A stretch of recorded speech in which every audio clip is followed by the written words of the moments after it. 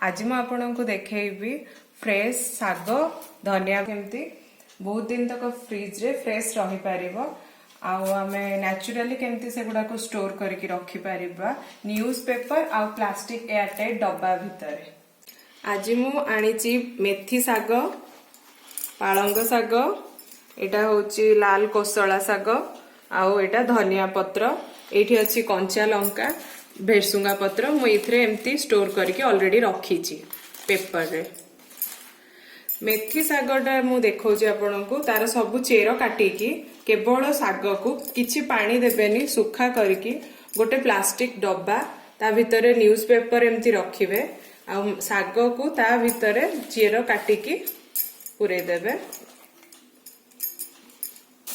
तापर आउ गोटे न्यूज पेपर ताको घोड़ेइबे जहाँ मॉइस्चर थिबो से न्यूज पेपर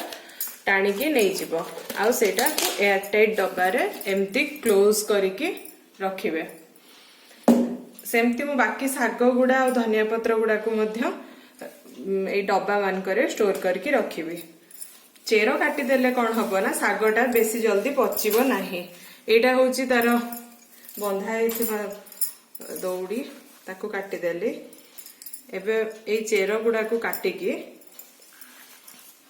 अल्प अल्प काटिबे बाकी जते बेले रोसई कला टाइम रे अधिका किना काटिबे एमती चेर बाहर कर दे